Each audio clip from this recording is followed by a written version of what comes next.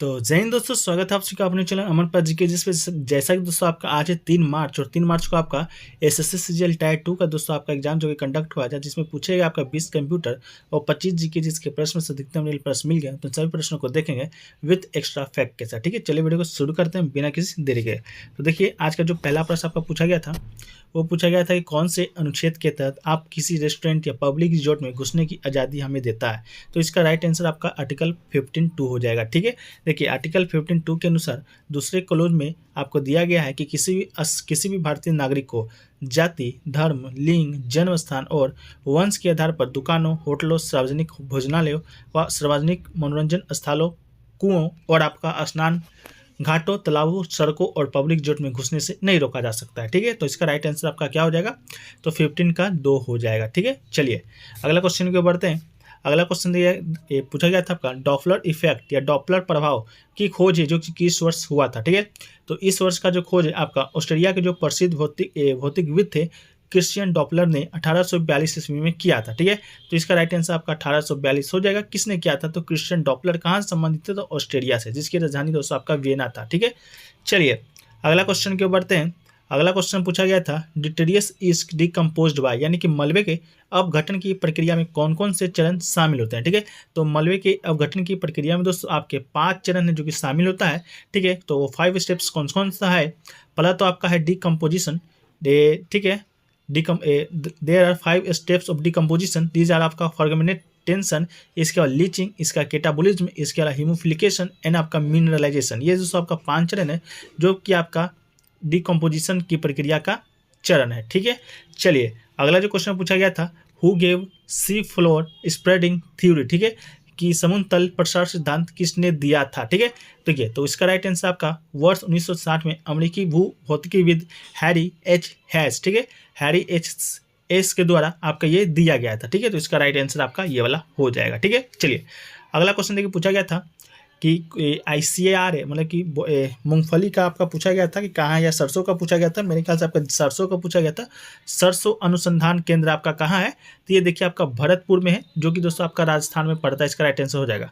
इसके अलावा ICAR soybean दोस्तों आपका बात करेंगे तो ICAR जो सोयाबीन है वो दोस्तों आपका पड़ता है इंदौर में, जो कि आपका महाराष्ट्र का है। ठीक है, इसके अलावा ICAR मूंगफली की बात करेंगे दोस्तों, ICAR मूंगफली की बात करेंगे तो ये दोस्तों कहाँ पड़ता है? तो इसका आंसर तो अभी मालूम नहीं चल पाया है, तो आप लोग कमेंट सेक्शन में जरूर है जो कि बताइएगा। ठीक है, चलिए एक क्वेश्चन देखिए पूछा गया था मैच द फ्लोइंग करना था। सूर्य कुमार यादव, जसप्रीत बुमराह, श्रेयस अय्यर और ऋषभ पंत आपको दिया गया था, जिसमें से बताना था इनमें से कौन सा प्लेयर किस चीज़ में आपका बेस्ट है। ठीक है, तो सूर्य कुमार यादव की देखिए बात करेंगे तो ये दोस्तों आपका T20 बेस्ट प्लेयर है। ठीक है, तो इसका right answer T20 best player हो जाएगा। बुमराह की बात करेंगे तो बेस्ट टेस्ट बॉलर हो जाएगा। श्रेयस अय्यर की बात करेंगे दोस्तों तो बेस्ट ODI बैट्समैन हो जाएगा। और ऋषभ पंत की बात करेंगे दोस्तों तो बेस्ट टेस्ट बैट्समैन हो जाएगा। ठीक है, तो इसका ये आपका मैचिंग हो जाएगा। ठीक है, अब देखिए कंप्यूटर से एक प्रश्न पूछा गया था वेब पेज में बुक मार्क के लिए शॉर्टकट की कौन सा है?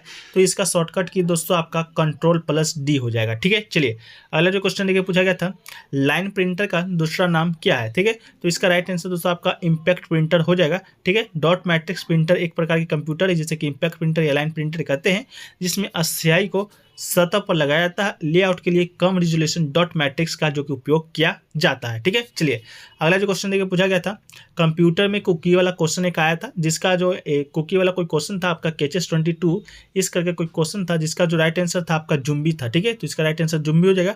जुम्बी के बारे में बात करें तो जुम्बी वायरस एक ऐसे वायरस होते हैं जो कि नेटवर्क के माध्यम से अनेक कंप्यूटरों में फैलाए जाते हैं, इसको बोट भी कहा जाता है। ठीक है, चलिए एक क्वेश्चन देखिए पूछा गया था विजुअल डिस्प्ले यूनिट का दूसरा नाम क्या है? तो इसका राइट आंसर आपका मॉनिटर या डिस्प्ले हो जाएगा, जिसे कि कभी कभी विजुअल डिस्प्ले यूनिट भी कहा जाता है। कंप्यूटर के लिए एक निर्मित इलेक्ट्रॉनिक विजुअल डिस्प्ले है। ठीक है, चलिए एक क्वेश्चन के पूछा गया था VDA किसे कहते हैं? तो VDA का मतलब दोस्तों आपका वर्चुअल डेस्कटॉप एक्सेस, इसका राइट आंसर आपका हो जाएगा। ठीक है, चलिए अगला जो क्वेश्चन देखिए पूछा गया था क्विक एक्सेस टूल में कौन सा ऑप्शन आपका होता है? तो क्विक एक्सेस टूल बारे में दोस्तों आपका बता दें तो देखिए क्विक एक्सेस टूलबार में कुछ कॉमन कमांड्स होते हैं, जैसे कि सेव, न्यू, कट, कॉपी, अंडो, रीडो, प्रिंट आदि को ऐड कर दिया जाता है, जिससे आप इसे मैनुअल तरीके से यूज करने के बजाय क्विक एक्सेस टूलबार से ही क्लिक में यूज कर पाते हैं, आप जिन्हें कमांड्स का उपयोग सबसे अधिक बार करते हैं। एक क्वेश्चन देखिए पूछा गया था जीमेल में भेजने से पहले क्या करेंगे, इस प्रकार का कोई क्वेश्चन पूछा गया था। तो ये दोस्तों आपका ऑप्शन बेसिस्ड क्वेश्चन था, ऑप्शन मिल पाएगा तो इसी का आंसर बताने में हम, ठीक है। चलिए अगला जो क्वेश्चन पूछा गया था, कंप्यूटर की किस पीढ़ी में ट्रांजिस्टर का जो उपयोग किया गया था। तो इसका राइट आंसर आपका दूसरी पीढ़ी हो जाएगा, जो कि आपका 1955 से 1964 ईस्वी तक आपका दूसरी पीढ़ी का कंप्यूटर चला था। दूसरी पीढ़ी में बना कंप्यूटर पूरी तरह से ट्रांजिस्टर पर आधारित था। ट्रांजिस्टर ने कंप्यूटर में वैक्यूम ट्यूबों को बदल दिया था। इसका आविष्कार बेल प्रयोगशाला, Walter H Brattain, John Bardeen और विलियम शॉकले के द्वारा 1947 में किया गया था। दूसरी पीढ़ी के कंप्यूटरों में इनपुट और आउटपुट के लिए छेदित कार्ड प्रिंट आउट का उपयोग किया जाता है। TX0 पहला कंप्यूटर था जिसे ट्रांजिस्टर का उपयोग किया गया था। कंप्यूटर पूछेगा तो आपका TX0 हो जाएगा, जिसे 1956 में जारी किया गया था। ये दूसरी पीढ़ी की जो मशीनों का उपयोग विभिन्न प्रकार के व्यवसाय वैज्ञानिक नौकरी को लिए किया गया। एक उच्च स्तरीय प्रोग्रामिंग असेंबली भाषाओं जैसे फोर्ट्रॉन और कोबोलो का इस्तेमाल किया गया था, ठीक है। चलिए नेक्स्ट क्वेश्चन है दोस्तों, 1853 में जो पहली ट्रेन आपका चलाया गया था वो कितने किलोमीटर तक चला था, ठीक है। तो आपको मालूम होगा कि 16 अप्रैल, ठीक है, 16 अप्रैल 1853 को पहली यात्री ट्रेन बोरी बंदर यानी कि बॉम्बे और ठाणे के बीच आपका चला था, ठीक है। तो भारत में पहली रेलवे आपका 1853 में मुंबई से ठाणे के लिए कुल 34 किलोमीटर की कुल दूरी तय किया था, ठीक है। तो कितना राइट आंसर हो जाएगा आपका 34 किलोमीटर, ठीक है। तो किसके काल में चला था, लॉर्ड डलहौजी के काल में, तो इसका राइट आंसर 34 हो जाएगा। ये आपका साहिब सुल्तान और सिंध नामक 3 इंजन के द्वारा संचालित किया गया था और इसमें 13 गाड़ियाँ थी, ठीक है। तो इतना फैक्ट आपको याद रखना। 1853 की पहली ट्रेन से मुंबई के थाने के बीच चला था, 34 किलोमीटर के चला था, 16 अप्रैल को चला था और आपका लॉर्ड डलहौजी के काल में चला था, ठीक है। तो इसका राइट आंसर 34 किलोमीटर हो जाएगा।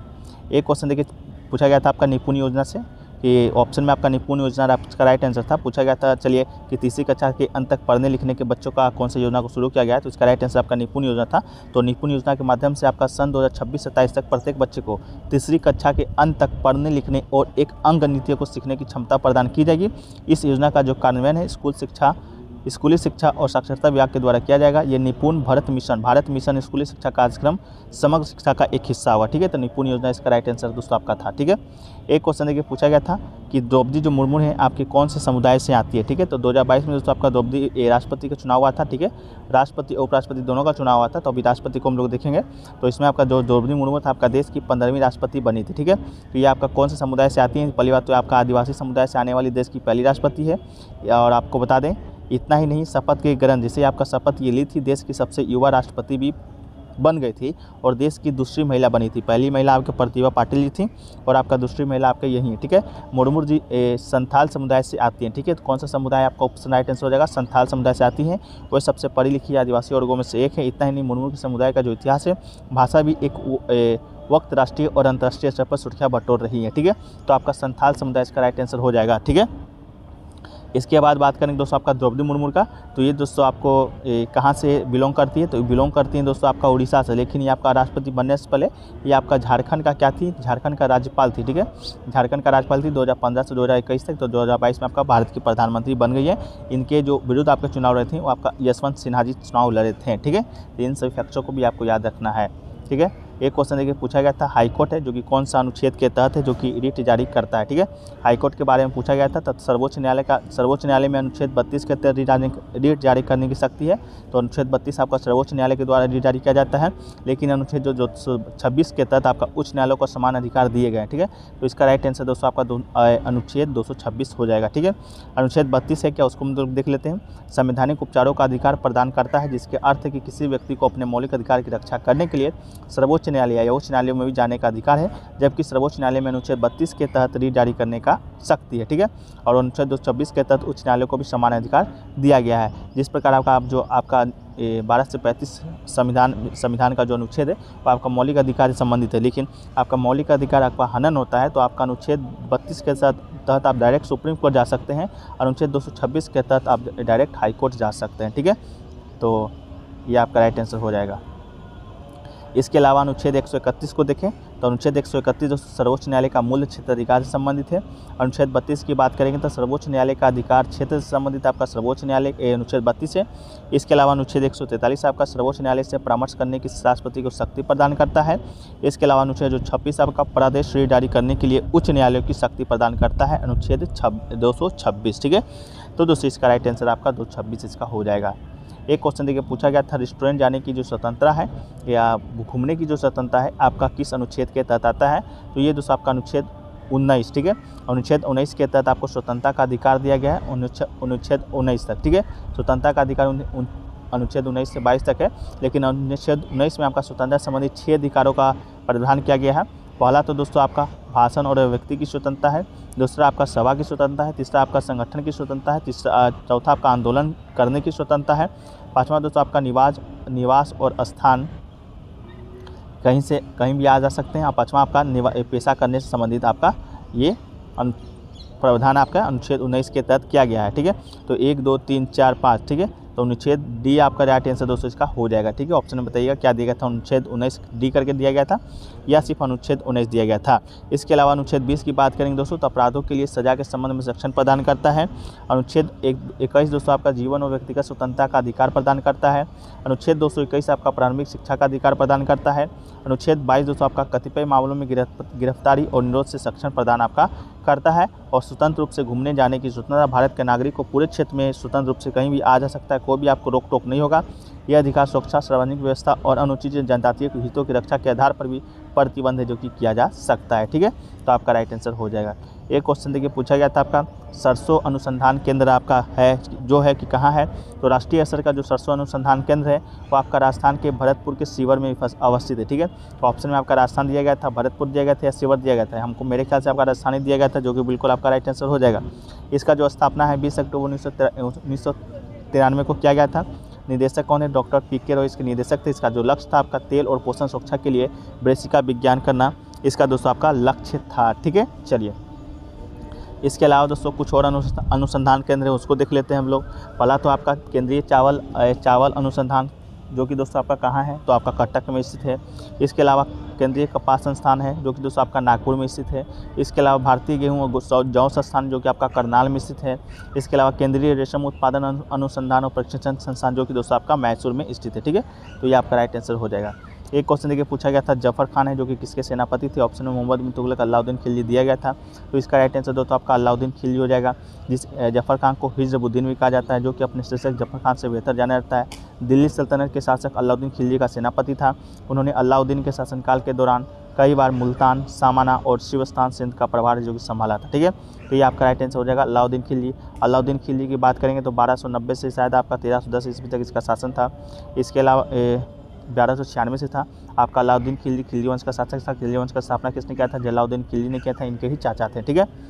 चलिए अगला क्वेश्चन देखिए पूछा गया था, डॉपलर इफेक्ट से संबंधित कोई क्वेश्चन आपसे पूछा गया था या क्वेश्चन पूछा गया तापमान घटता है और बढ़ता है तो वो कौन सा अनुच्छेद है, ठीक है। तो प्लस आपका लैंग्वेज जो कि क्लियर नहीं मिल पाया है, तो हम लोग डॉपलर इफेक्ट को एक बार देख लेते हैं।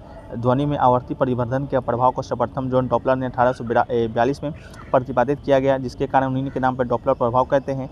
डॉपलर प्रभाव के अनुसार जब किसी ध्वनि स्रोत या श्रोता की उस अपेक्षित गति होती है तो श्रोता को ध्वनि की आवृत्ति उसकी वास्तविक आवृत्ति से अलग है जो कि सुनाई देता है, ठीक है। चलिए एक क्वेश्चन देखिए पूछा गया था, बॉक्साइट आपका दिया गया था, कॉपर दिया गया था, तांबा दिया गया था, इसका रबर दिया गया था। आपको मिलान करना था कि सबसे ज़्यादा जो कि कहाँ पाया जाता है। देखिए बॉक्साइट सर्वाधिक कहाँ पाया जाता है? तो उड़ीसा देश का सबसे बड़ा बॉक्साइट उत्पादक राज्य है, ठीक है। ये देश के कुल उत्पादन का आधे से अधिक उत्पादन करता है, ठीक है। बॉक्साइट एल्युमिनियम उत्पादन का प्रमुख अयस्क और महत्वपूर्ण लोह धातु है। इसके अलावा बात करेंगे तो भारत में 3896 मिलियन टन बॉक्साइट संसाधन है जो कि घरेलू और निर्यात दोनों मांगों के लिए प्राप्त है। कालाहंडी और कोरापुट उड़ीसा में बॉक्साइट बेल्ट है, ये आंध्र प्रदेश तक फैला हुआ है, ठीक है। तो ऑप्शन में आपका राज्य का नाम नहीं दिया गया था, पहले ही आपको क्लियर कर देते हैं। आपका उड़ीसा का कोई स्थान दिया गया था, तो मेरे ख्याल से आपका शायद कालाहंडी या कोरापुट आपके बॉक्साइट का सही मिलान आपका राइट आंसर हो जाएगा। इसके अलावा कॉपर की बात करेंगे तो कॉपर आपका मध्य प्रदेश में पाया जाता है। 46% तांबे का उत्पादन आपका कहाँ होता है? तो मध्य प्रदेश के बालघाट में होता है, ठीक है। आपका ऑप्शन में चाहे बालघाट दिया गया, मलचखंड दिया हुआ, तो इसका राइट आंसर हो जाएगा। इसके अलावा राजस्थान 33% तांबे का उत्पादन करता है। प्रमुख खदान आपका खेतरी है जो कि झुंझुन वाला या अरवल में आपका स्थित है, ठीक है। इसके अलावा झारखंड की बात करेंगे तो ये 21% तांबे का उत्पादन करता है, जहाँ के प्रमुख भूमि आपका सिंह भूमि है। तो आपका कॉपर वाला में आपका शायद झुंझुन ऑप्शन में दिया गया था, जो कि इसका बिल्कुल राइट आंसर हो जाएगा। इसके अलावा रबर की बात करेंगे तो रबर दोस्तों आपका केरल में सर्वाधिक पाया जाता है, उत्पादन करने वाला राज्य है। 1819 के आंकड़े के अनुसार केरल भारत में प्राकृतिक रबर उत्पादन में लगभग 75 से 80% उत्पादन करता है। भारत में प्राकृतिक रबर का उत्पादन के मामले में त्रिपुरा है जो कि दूसरे स्थान पर है आपका, ठीक है। चलिए अगला जो क्वेश्चन देखिए पूछा गया था, कौन सा जो विधेयक है आपका राज्यसभा में पेश है जो कि नहीं किया जाता है, तो इसका राइट आंसर आपका धन विधेयक हो जाएगा। धन विधेयक को पहले राज्यसभा में पेश नहीं किया जा सकता है। ये संविधान का अनुच्छेद 110 के तहत दोस्तों आपका धन विधेयक से संबंधित अनुच्छेद है। एक धन विधेयक को धन विधेयक तब कहा जाता है जब उसे केवल से संबंधित प्रावधान हो, जैसे कि कर लगाना, सरकार के द्वारा पैसे उधार लेना, भारत की संचित निधि से व्यय या प्राप्त होने वाला व्यय। धन विधेयक को दोस्तों आपको बता दें तो केवल राष्ट्रपति की पूर्व अनुमति से ही लोकसभा में पेश किया जा सकता है। और धन विधेयक का दोस्तों आपका पारित कैसे होता है तो उसको देख लेते हैं। तो धन विधेयक जो कि राष्ट्रपति की सिफारिश पर ही लोकसभा में पेश किया जा सकता है। इस लोकसभा में उपस्थित और मतदान करने वाले सभी सदस्यों को साधारण बहुमत से पारित किया जाना चाहिए। इसके बाद इसे अपनी सिफारिशों के लिए राज्यसभा को भेजा जा सकता है, जिसे कि लोकसभा यदि चाहे तो अस्वीकार भी कर सकती है। ठीक है, यदि ऐसी सिफारिश से 14 दिन के भीतर नहीं किया जाता है तो इसे संसद के द्वारा पारित माना जाएगा। ठीक है, तो इसका राइट आंसर आपका धन विधेयक हो जाएगा। एक क्वेश्चन था कि कौन सा जो ग्रुप है एल्कोहल में पाया जाता है, कौन सा ग्रुप में एल्कोहल पाया जाता है, तो इसका राइट आंसर आपका OH ग्रुप हो जाएगा। मोनोहाइड्रिक अल्कोहल के बारे में देखें तो जब कार्बनिक यौगिक से एक हाइड्रोजन परमाणु का प्रतिस्थापन एक OH समूह के द्वारा किया जाता है तो इससे प्राप्त जो अल्कोहल होता है मोनोहाइड्रिक अल्कोहल कहलाता है। इसे जल का मोनो एल्केलिक व्युत्पन्न माना जाता है, जिसका समान सूत्र आपका CnH2n+10OH आपका राइट आंसर हो जाता है। ठीक है, एक क्वेश्चन देखिए पूछा गया था कि ये जो हीमोग्लोबिन की कमी के कारण कमी जो होता है उसको किससे बढ़ाया जा सकता है। ठीक है, तो आपका आयरन का सेवन बढ़ाना होगा हीमोग्लोबिन को बढ़ाने के लिए। लो हीमोग्लोबिन वाले व्यक्ति को अधिक आयरन से भरपूर फूड्स खाने से लाभ हो सकता है। आयरन हीमोग्लोबिन के उत्पादन को बढ़ावा देने का काम करता है, जो कि अधिक रेड ब्लड सेल्स को बढ़ाने में भी मदद करता है। तो इसका राइट आंसर दोस्तों आपका आयरन हो जाएगा, ऑप्शन में आपको दिया गया होगा। तो ठीक है, चलिए एक क्वेश्चन देखिए पूछा गया था आपका कि 2011 की जनगणना के अनुसार जो आपका सबसे सर्वाधिक प्रजनन दर दोस्तों आपका किस राज्य का है, ये दोस्तों आपसे पूछा गया था। 2011 की जनगणना के अनुसार सर्वाधिक प्रजनन दर, तो इसका राइट आंसर दोस्तों आपका बिहार हो जाएगा। ठीक है, राज्यों में बिहार ने उच्चतम TFR 3.2 की सूचना दी है। केरल आपका दूसरा स्थान पर है, दिल्ली आपका तीसरा स्थान पर है।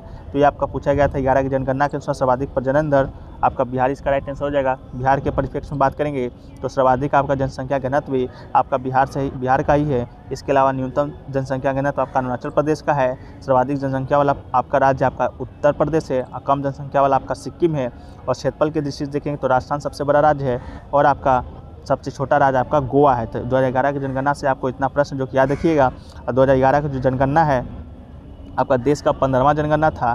ठीक है, इसके बाद बात करेंगे तो ये आपका 2 चरण में आयोजित है जो कि हुआ था। ठीक है, इस बात को भी आप याद रखिएगा।